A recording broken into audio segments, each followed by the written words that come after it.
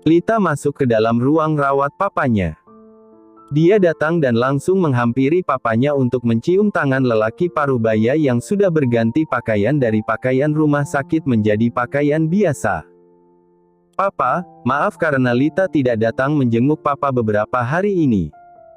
Bagaimana keadaan Papa? Lita membawakan buah juga untuk Papa Malkan, ujar Lita seraya menunjukkan keranjang buahnya yang sedari tadi dia bawa. Gunawan menatap putrinya itu dan menghela napas. Papa sudah lebih baik dari yang sebelumnya. Kamu datang ke sini sama siapa? Tanya Gunawan. Lita datang bersama saya, Papa mertua, ujar Lars yang tiba-tiba muncul di belakang Lita. Raut wajah Gunawan yang tadinya agak senang karena kehadiran Lita kini berubah datar saat tahu jika Lita datang bersama dengan Lars, suaminya sekaligus menantunya juga yang sudah menipu banyak orang dengan akting idiotnya itu. Kenapa kamu membawa lelaki ini bersama kamu, Lita? Pertanyaan dengan nada datar itu terlontar dari mulut Gunawan, sangat berbeda dengan beberapa menit yang lalu di mana lelaki itu berkata dengan hangat pada Lita meskipun raut wajahnya tetap datar. Pa, apa maksud Papa? Dia kan suami Lita, sudah pasti Lita datang bersamanya. Tidak mungkin Lita datang bersama pria lain, ujar Lita dengan bergurau, namun celetukan dari Gunawan selanjutnya membuat senyum Lita luntur. Ya, lebih baik seperti itu. Lagi pula, kenapa kamu masih mempertahankan lelaki pembohong seperti dia? Dia telah berbohong dengan berpura-pura menjadi idiot hingga membuat kamu yang akhirnya menikah dengan pria ini dan bukan kakak kamu. Dia sengaja melakukan itu agar Saras tidak menjadi menantu di keluarganya, dan keluarga Anderson juga. Papa yakin mereka bersekongkol untuk membohongi keluarga kita, ujar Gunawan, membuat Lars mengepalkan tangannya yang ada di samping tubuh. Papa salah paham. Siapa yang bilang jika Kak Lars sengaja ingin membuat aku menjadi istrinya dengan berpura-pura menjadi idiot? Waktu itu Papa sendiri yang melihat jika aku yang meminta pada Papa untuk membiarkan aku saja yang menikah dengan Kak Lars. Aku mencintainya, Papa, dan Papa juga merestui saat itu karena tahu jika Kak Saras sudah memiliki kekasih. Lalu, kenapa sekarang Papa malah bilang jika itu adalah rencana Kak Lars yang sengaja agar dia tidak menikah dengan Kak Saras? Lita menjawab dengan berani, bahkan dia terang-terangan memberikan tatapan permusuhan pada Saras yang berada di samping Mama Seruni. Kamu membelanya. Papa tidak percaya kamu akan mengatakan kebalikan fakta dari yang Saras katakan pada Papa. Lita menghela napas kasar. Memang apa yang Kak Saras katakan pada Papa? Dia tidak punya bukti apapun dan Papa juga tidak bisa seenaknya menganggap apa yang Kak Saras katakan adalah kebenarannya. Gunawan terdiam mendengar perkataan Lita barusan. Dia baru sadar jika saat itu Saras datang dalam keadaan marah-marah dan berkata hal yang cukup mengejutkan hingga membuat dia berada di rumah sakit seperti sekarang. Dan tanpa adanya bukti, Gunawan langsung percaya begitu saja karena dia tidak akan mengira jika putrinya itu berbohong padanya. Tapi ucapan Lita barusan berhasil menamparnya. Dengan tergagap, Gunawan menjawab perkataan anaknya itu. Saras waktu itu berkata jika kamu dan Lars telah menipunya karena ternyata Lars tidak idiot dan kamu memaksanya untuk mau digantikan dalam perjodohan dengan dalih jika Saras sudah punya seorang pacar. Saras bilang kamu mohon-mohon padanya agar kamu bisa menikah dengan Lars Anderson karena kamu tahu semuanya jika Lars tidaklah idiot dan hanya pura-pura saja.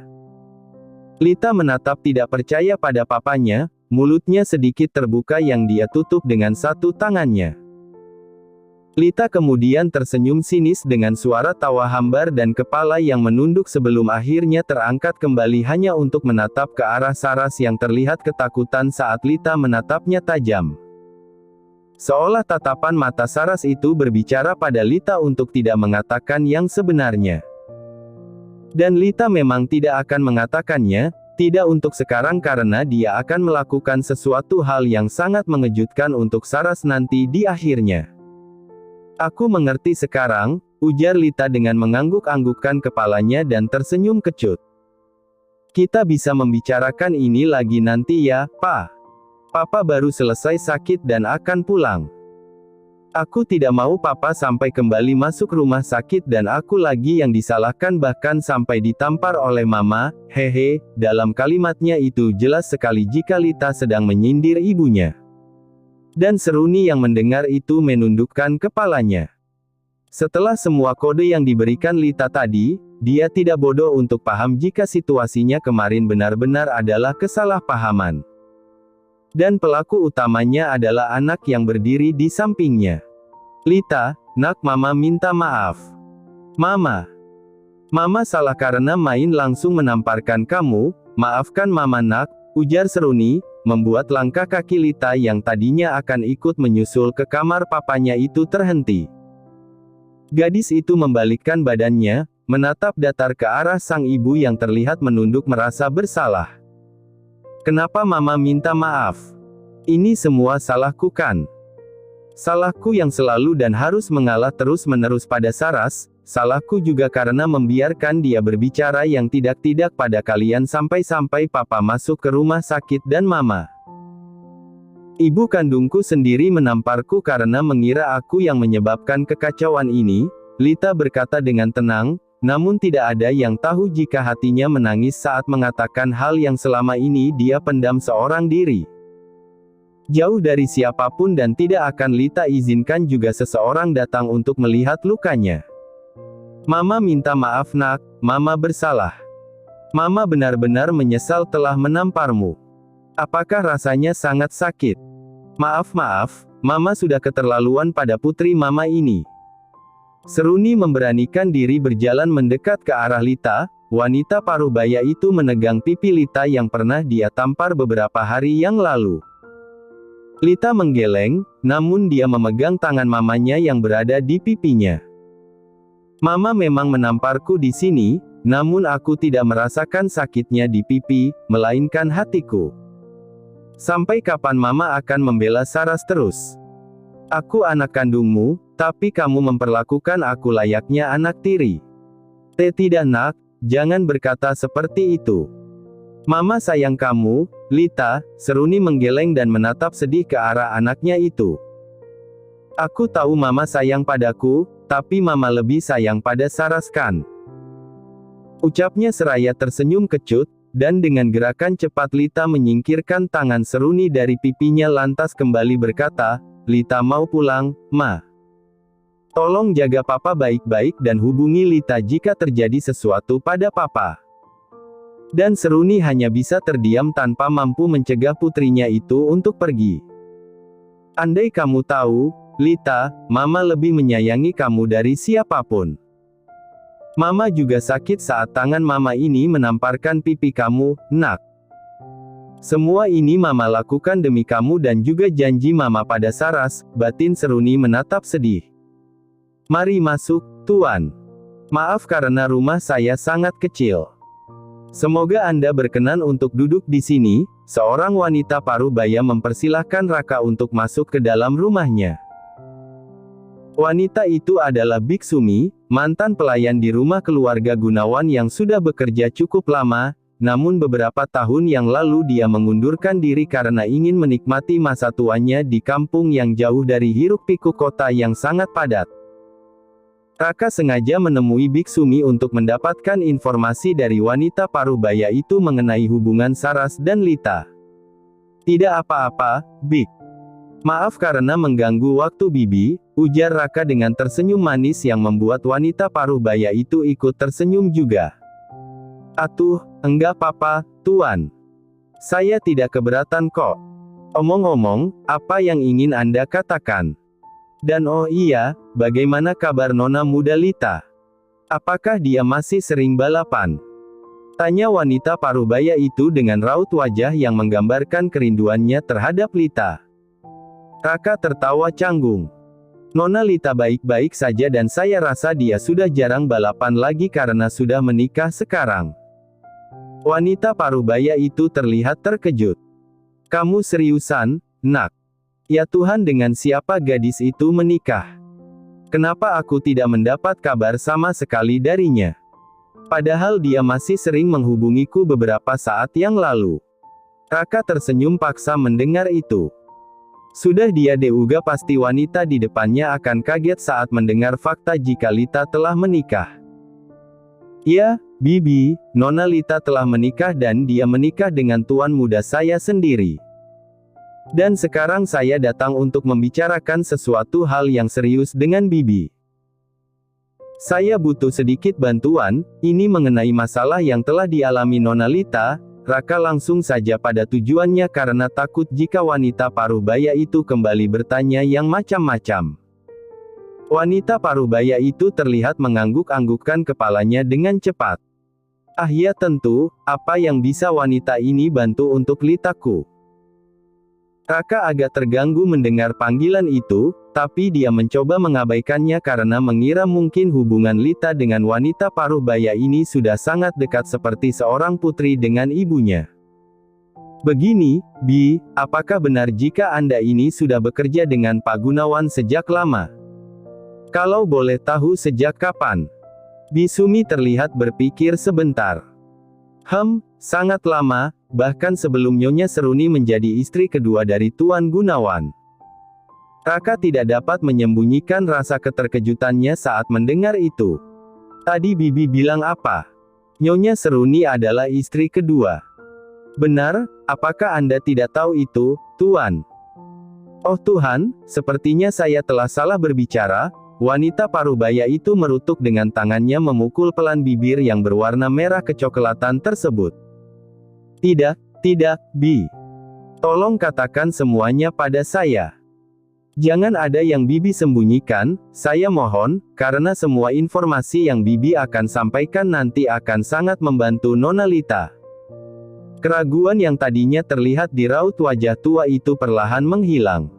Benarkah? Apakah semua informasi yang aku berikan nantinya akan membantu Lita? Jika itu bisa membantu gadis malang itu, maka aku bersedia. Aku merasa kasihan sekali dengannya selama ini, hidup dalam keluarga yang lengkap, namun kedua orang tuanya malah hanya lebih menyayangi Saras saja. Raka mengangguk-anggukkan kepalanya. Dari sini dia sudah mulai paham benang merahnya. Dan dugaannya tadi pagi bersama dengan Lars mengenai hubungan Lita dan Saras ternyata benar. Mereka berdua bukanlah saudara kandung. Benar, Bi. Ini akan sangat membantu Nona Lita. Jadi, mereka berdua sebenarnya bukan saudara kandung. Lalu Nyonya Seruni itu adalah istri kedua dari Tuan Gunawan. Sebelum menjawab, wanita parubaya itu menghela napas panjang. Benar, Nona Saras adalah anak dari Tuan Gunawan dengan istri pertamanya, yaitu Sarah.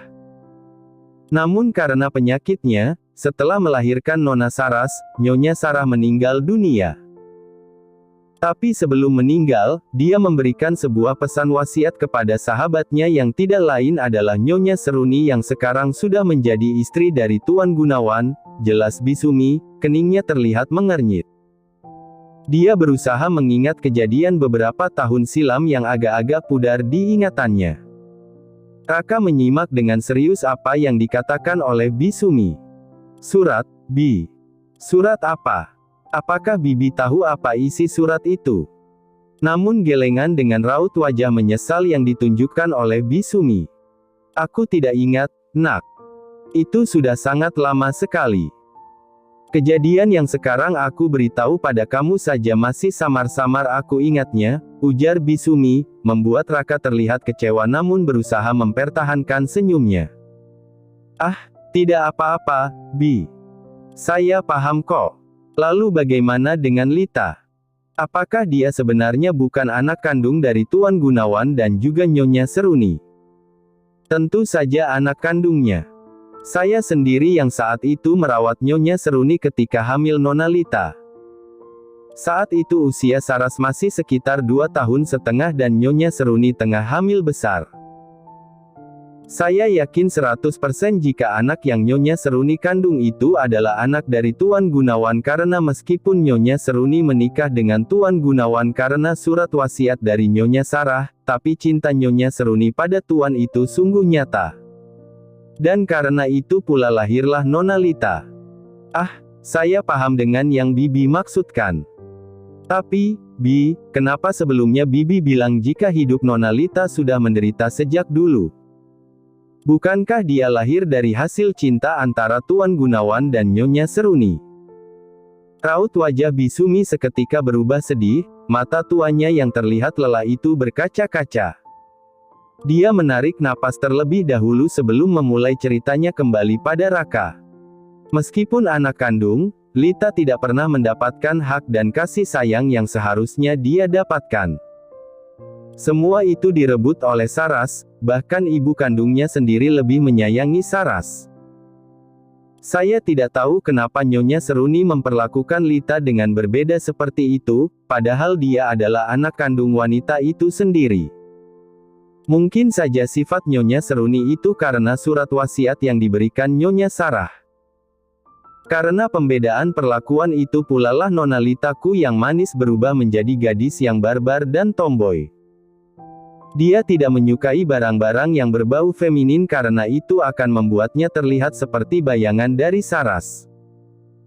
Dia mengubah dirinya sendiri dan berperilaku agak nakal agar mendapatkan setidaknya sedikit perhatian dari kedua orang tuanya tanpa harus menjadi bayangan Nona Saras. Puncaknya adalah saat itu, di mana Nona Lita mulai mengenal yang namanya balapan.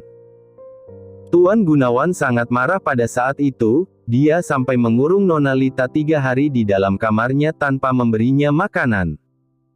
Saya yang saat itu tidak tega melihatnya pun diam-diam memberinya makanan. Dan di sana saya sempat bertanya pada Nona Lita kenapa dia mau melakukan hal seperti balapan liar, itu berbahaya kan, dan saya sangat khawatir. Namun jawaban dari Nona Lita saat itu benar-benar saya ingat sampai sekarang.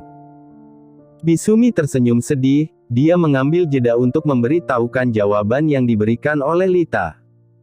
Nona Lita menjawab apa pada Bibi. Dia bilang, dia ingin mendapatkan perhatian dari orang tuanya, namun saat dia masuk ke lingkaran pertemanannya yang sekarang, dia mendapatkan lebih dari itu. Kasih sayang, persahabatan, dan cinta yang tulus yang selama ini tidak pernah dia dapatkan.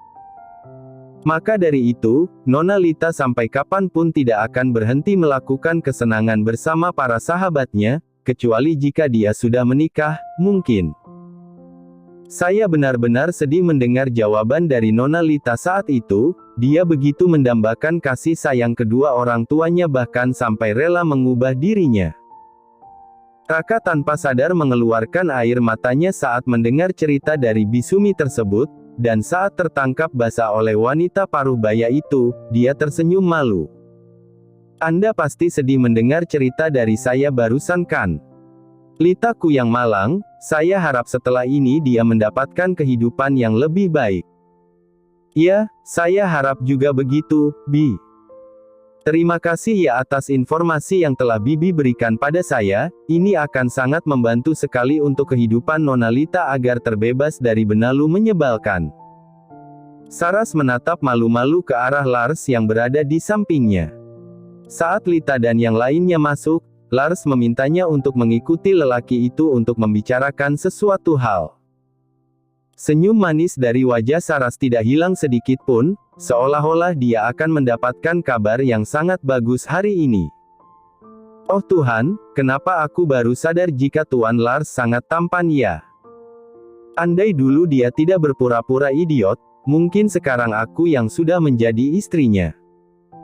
Tapi tidak apa-apa, karena sebentar lagi pasti Tuan Lars akan memintaku untuk menjadi istrinya juga. Di dunia ini tidak ada lelaki yang bisa menolak kecantikanku. Termasuk lelaki yang sudah memiliki seorang istri sekalipun seperti Tuan Lars. Dia pasti akan menceraikan Lita yang tomboy dan barbar itu, lalu akan memintaku untuk menjadi istrinya, batin Saras kesenangan. Saras, panggil Lars, dia bahkan tidak mau repot-repot untuk memanggil Saras dengan sebutan Nona. Ya, Tuan. Anda mau membicarakan apa dengan saya sampai-sampai adik saya tercinta itu tidak Anda perbolehkan untuk tahu? Lars yang ditanya seperti itu menyeringai, yang sialnya terlihat berkali-kali lipat tampannya. Lelaki itu kini menghadap ke arah Saras. Tentu saja adik kamu tidak boleh tahu hukuman apa yang mau aku tawarkan pada kakak iparku ini, bukan? Saras mulai gelagapan mendengar itu. Maksud Anda apa, Tuan? Hukuman. Kenapa saya perlu dihukum? Percakapan Anda saat itu di telepon tidak sungguhan kan? Anda tidak mungkin memberi hukuman pada kakak yang sangat disayang oleh Lita. Ujar Saras dengan percaya dirinya, namun dia tetap terlihat ketakutan saat Lars bahkan tidak bergeming menampilkan ekspresi apapun ketika dia mengatakan hal itu. Kenapa kamu bisa berpikir seperti itu, Apakah menurutmu aku sebaik itu sampai mau melepaskan orang yang telah melukai jari-jari cantik milik istriku itu, Itu aku sungguh tidak bermaksud. Aku hanya mau meminjam uang dari Lita, tapi dia tidak memberikannya, makanya aku meminta cincin itu untuk aku jual, tapi Lita menolak dan plak. Saras benar-benar terkejut saat dia merasakan pipinya panas akibat tamparan yang diberikan oleh Lars. Rasa sakit dan panas yang disebabkan itu membuat pipinya terlihat memerah. Lancang. Kamu benar-benar lancang, Saras. Saya tidak pernah bertemu manusia setidak tahu diri seperti Anda. Lita mungkin tidak bisa menamparmu, tapi saya bisa. Saya yang akan membalas semua rasa sakit yang dia rasakan. Dan ini baru permulaan, bersiaplah untuk kehancuranmu, ujar Lars dengan tatapan jijik yang dia layangkan pada Saras seolah Saras adalah kotoran. Dan satu lagi, saya peringatkan untuk Anda agar tidak mengganggu istri saya lagi. Soal uang itu, berusahalah mendapatkan uangnya tanpa melibatkan Lita. Karena jika tuntutan yang saya ajukan ditambah hutang yang tidak Anda bayar itu, hitunglah kita kira berapa lama Anda akan mendekam di balik jeruji besi. Lars menyeringai, lalu kemudian dia langsung pergi meninggalkan Saras yang terlihat terguncang. Jangankan senyum manis yang tadi ditampilkan, ekspresi wajahnya saat ini saja benar-benar menyedihkan. Terlampau terkejut dengan kenyataan yang baru saja menamparnya. Lars mencintai adiknya, dan sudah tidak ada celah bagi Saras untuk merebut Lars. Ditambah lagi, ancaman dari Lars tadi jika lelaki itu benar-benar melakukan yang dia katakan pada Saras, maka hidupnya detik itu juga akan benar-benar hancur. Enggak. Aku enggak boleh masuk penjara. Aku enggak boleh kalah dari Lita. Teriaknya frustrasi dengan mengacak rambutnya. Lars begitu terkejut saat Lita yang baru saja keluar dari rumahnya itu tiba-tiba langsung memeluknya. Untung Lars dengan sigap menahan tubuhnya sendiri agar tidak jatuh karena Lita yang tiba-tiba menubrukkan dirinya. Ada apa, Lita? Kamu kenapa? Tanya Lars dengan khawatir. Dia yakin terjadi sesuatu di dalam sana, tapi karena tadi dia berbicara dengan Saras, jadilah Lars tidak ikut masuk ke dalam. Dan kebungkaman Lita membuat perasaan Lars semakin tidak karuan. Ada apa? Apa terjadi sesuatu di dalam? Katakanlah, Lita, aku khawatir, ujar Lars kembali, namun Lita tetap bungkam dan malah semakin merapatkan tubuhnya ke dalam pelukan Lars. Dan karena tidak mau memaksa Lita lagi untuk mengatakan apa yang terjadi di dalam, Lars pun akhirnya membiarkan gadis itu memeluknya hingga puas. Terima kasih, Kak Lars, ujar Lita setelah melepas pelukannya dan gadis itu tersenyum ke arah Lars seolah-olah berusaha menutupi lukanya. Kamu baik-baik saja? Tanya Lars. Dan Lita mengangguk. Tentu saja, memangnya aku kenapa? Aku tidak sakit kok. Lebih dari kata baik-baik saja, hihi. Ayo. Kak Lars bilang mau mengajakku untuk melihat rumah baru kita kan? Namun kini malah Lars yang menggeleng. Aku berubah pikiran, Lita. Kita tidak akan melihat rumah baru. Tidak, maksudku nanti setelah kita ke tempat yang mau aku tunjukkan kepadamu, ucap Lars, membuat Lita mengernyit bingung. Tempat? Tempat apa, Kak? Arena balap. Aku akan tanding.